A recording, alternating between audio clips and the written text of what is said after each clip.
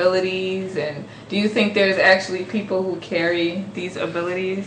I believe some people do carry certain abilities and probably are more sensitive to certain things than other people.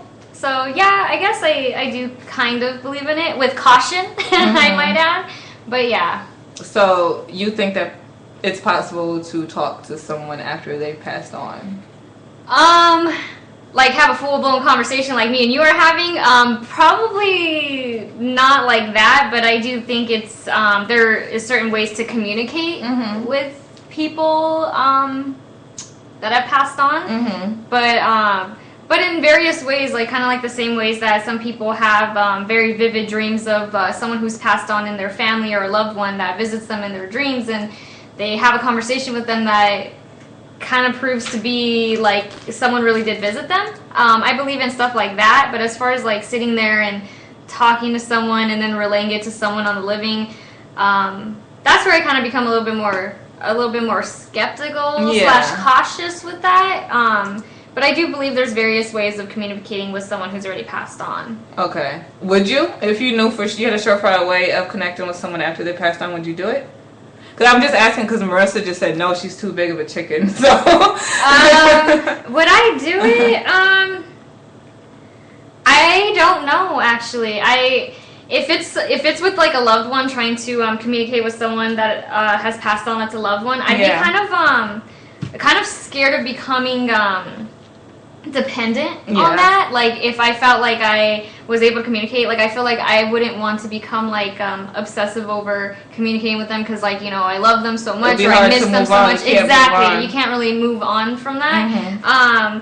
So I honestly don't know. I think it would depend on the person I was communicating with.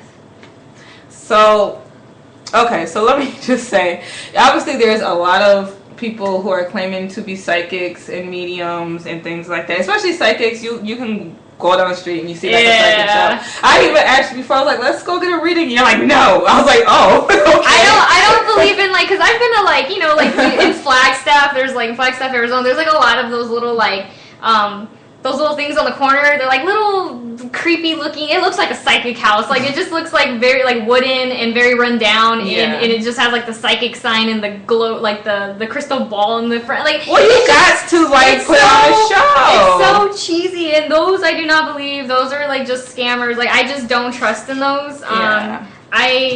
I would never go to a place, or they have those 1-800 psychics where you call someone and they can give you a reading over the phone. Those are such just an easy job. It's just so ridiculous. Like I can't get into those psychics. Like I don't know. I just can't get into that. Yeah, well, a lot of people are really, really, really into it. You know, it's actually funny. A week or so ago, I was standing outside of my job, minding my business, and this woman is walking by with her friend, and then she stops and she proceeds to try to give me a psychic reading, and then she proceeds to try to charge me for it. What? Can you believe the nerve? What? First of all, I did not ask you to tell me. Exactly. First of all,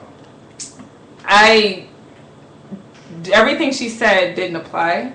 You know what I'm saying? Like, so it wasn't even like she gave me a good reading. Like, if she would have came up to me and said, like, I don't know, like, just something that people wouldn't really know about me, or even something that could be general knowledge, but she's never seen me before, so how would she know that? She said, you host a podcast called The Lounge every Wednesday night on KBLP, and your best friend is Anissa Nicole. I'd be like, what the hell? How did you know that? Who sent you?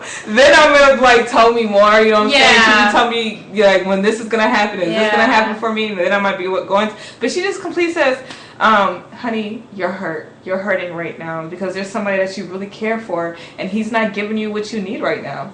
And I was like, "Oh, no, I'm chilling solo dolo. Like I'm not slighting nobody." Oh my God! She's like, yes, you just don't want to admit it to yourself, but you are feeling this hurt. But this person is gonna come around. I promise you, he's gonna come around. I wanted to be like, I'm a lesbian, just like you shut up. just to make her feel stupid. Yeah. It's not true, but I would have totally done something like that too. I have done something like that before. Like, that's just ridiculous. I don't like when people try to take advantage of people like that. And then she proceeded to try to charge Yeah, so you. she was like, so I'm a psychic, honey, and I have a shop wherever, and she said, I'm getting a lot of energy from you, and I want to give you a reading. It's just, I just give you $20. I usually don't do this, but because I'm going up to you, I'm only going to charge you $20. And I was like, oh no, I'm okay, thank you. And she's like, honey, like I can really help you out. I said, no, I'm fine. And I'm like, I'm sorry, like I don't have $20 on me, I can't do that. She was like, you want to walk to the ATM? I said, no. And then she proceeded to get mad at me. She got mad at me. What did she say? Because I would not pay. She was like, all right, fine, whatever. Like, literally, her whole entire demeanor changed when I refused to pay her. Like, no, you're not walking with me to the ATM. Yeah. Like, everything you said was wrong. Crazy. And then it's just things like that, because I'm always like, I wanted to go get a psychic reading, not because I believe in it, but just for entertainment like kicks purposes, and giggles, and see if they can like really hit on something that applies to me. But when that happened, I was just like, bunch of fraud asses. And it just makes me so mad, because this is a woman who sucks at her job, and she's still trying to for it. Yeah. She's profiting off of people who are believers. And there's people who believe in it so much that they will spend hundreds and hundreds of dollars going to these places, trying to find out things about themselves or whatever, or like I said with the mediums, connecting to the dead. You know what I'm saying? And I don't like that stuff. So there's this guy, I love this guy. His name is James Randi. People call him a debunker, but he said he doesn't like that term. He calls himself a paranormal investigator. Yeah. And he was a magician and things like that. But you know how people don't do it anymore? Like, you have guys like Chris Angel who do magic, but they say illusionist. Exactly. They say when you call yourself an illusionist, that's you saying, I'm tricking you. Exactly. It's an illusion. It's not real. So I appreciate that. Me too. But back in the day, when magicians were really like hot, they used to try to sell people on, I'm really doing this, right? Yeah.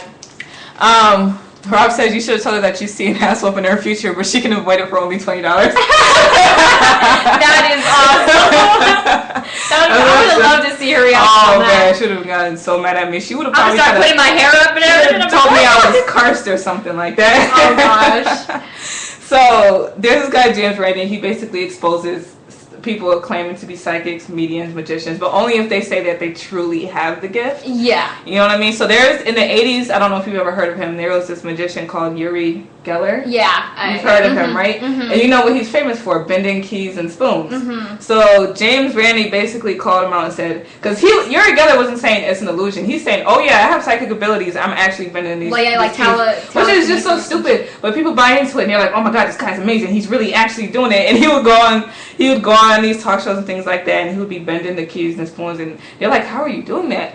He's like, oh, it's all in my mind. I'm just looking at the key and I'm saying bend, bend, bend. Okay, you can pull out, I'll give you a spoon right now and I want you to go bend and see if it bends for you. I'm pretty sure you're not going to get any results, because that's just not how it works. So James Randi, there's videos all over YouTube. He shows how he did the trick, whatever like that. So he wanted to put him to the test.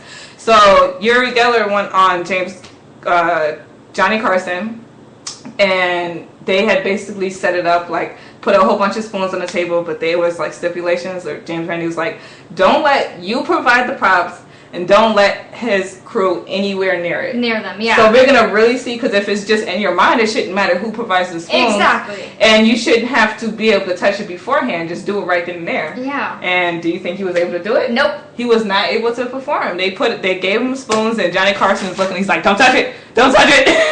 And he's like, you're very suspicious. He's like, I'm not trying to be. He's like, well, I feel put on the spot. You're telling me to do this and this and that. He's like, well, I thought that was the whole point. Yeah, that's the whole point of the craft. He's like, well, I went into this thinking, you guys are going to ask me questions. He's like, it's funny, because before the show, they gave me a list of 40 questions you're going to ask me. So he felt a little ambushed, which I get, but the fact of the matter is, you're claiming to have this gift, and now you're being put to the test. You should have once he was put to the test and he wasn't able to manipulate the surroundings beforehand, he was unable to perform, and it literally had no effect on his career. Yeah, go figure. None. It never does. And he still went on to make millions of dollars. He was hanging out with Michael Jackson. He was like a big, huge star. And people were buying into the fact that he was really been... Oh, and just so you know, if you want to know how the trick is done, if you want to try to blow people's minds at home, what he was doing is kind of like you have to use sleight of hand. So you kind of have to be like really good. But he would be taking it, like the keys, like... He was bending the key before, because this is what he would do when he says. So he would just take it like this. I have a remote in my hand, just so you know. And he's rubbing it like this and making it look like it's bending, right? So you're looking like, oh my God, it's bending. But it's pre-bent, though. So he would be going like this, like he has the key in his hand, and he's like, look, it's straight. See, it's not bent. And he's going like he's making a bending movement, but he's actually bending the key already. Yeah. And you watch the videos, and you see him do it several times, but he does it so fast that you're not really paying attention. Yeah. So he's bending it right in front of your face. Yeah. And then he's showing you a pre-bent key and then rubbing it. Yeah. And they say, look, it's bent. So James Rennie, he did this to a lot of people. He did it to this guy, James Hydrick, who was also pretty big in the 80s for a very short amount of time. He would seemingly move pencils with his mind. So people were amazed. Now that seems like so like... Little. Yeah, because we have guys like Chris Angel and David Blaine who are doing like really impressive tricks that, what do I care about you moving a pencil? Yeah. Like I literally watched a video of David Blaine hanging out with Drake and like some other people, and he's spitting frogs out of his mouth. Yeah. And you're like moving a pencil. Like, what? You're not psychic enough for me. Right. That's how demanding we are in 2017. But James Hydrick would be moving pencils, and he would say it's psychic ability. And then James Randi said, you know, he exposed that he was blowing on the paper, and he basically put him to the test, and he's like, okay, so he would move like pages of a phone book. Yeah. And he put a whole bunch of styrofoam around the phone book. So he said, if you're not blowing on it, then you should be able to move the page without any of the styrofoam moving. It was like bits of it. And he wasn't able to do it. Right. and the thing, and that may seem like nothing, but the thing that made it like worse is that he was giving away $1 million to anyone who can accept his psychic challenge and pass. $1 million. He did this for 30 years. 30 years he tested psychics all over the world, and not one person in 30 years passed. Was able to pass it. $1 million?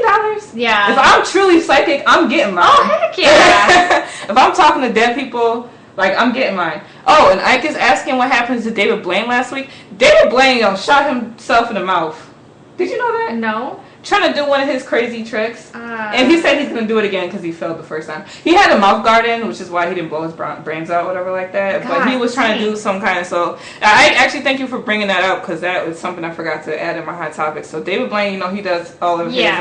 David Blaine doesn't really do magic tricks anymore. He really does stunts and things like that. Yeah. And I'm not into stunts as much as I am into magic tricks and illusions. Yeah. So David Blaine, he does that crazy stuff. So for some reason he was putting a gun in his mouth to do something like that, and it just failed. The whole trick failed in front of a large audience of people. He had to go to the hospital. That's he's okay. Scary. He's alive. Gosh, that's so scary. He's alive, and people are like, yeah, don't do that no more. He's like, no, I'll be doing it again until we get it right. You're like, dude, that's God trying to tell you something. Yeah, like stop while you're ahead, please. Yeah. So there's people I know. Anissa said, you know, psychic Sylvia Brown, she's been very impressed with her and things like that. And that's what happens with these psychics. People get so into the things that they get right that they don't think of all the times that they've been wrong. And Sylvia Brown has been may she rest in peace. Not speaking ill of the dead, but you know, Sylvia Brown made a lot of money by giving people psychic readings that were not accurate. True, yeah. Not accurate. And she's, you know, gotten people to spend thousands of dollars that they didn't really have to spend. And she told James Randi that she would take his psychic challenge, and she didn't. She never did. She dodged him for years. And he basically called out the way she does readings. We have people like James Von Prague, John Edward. I know I told you he did the Crossing Over show. And hugely popular at one point. Teresa Caputo has her own reality show. She does the Long Island Medium. All right, so this is what they do, right? In case you didn't know. There's a method called cold reading, right? And they are basically in a room full of people, and they're really making guesses, general guesses, until they get a hit. Mm-hmm. So if I'm saying, did somebody here recently lose a father figure? Maybe it's a grandfather, your actual father, your uncle. If you're in a room with 500 people, one of them's bound to have that. You know what I'm saying? Be accurate. And then they're like, okay, I'm seeing something with his heart. No, I'm seeing something with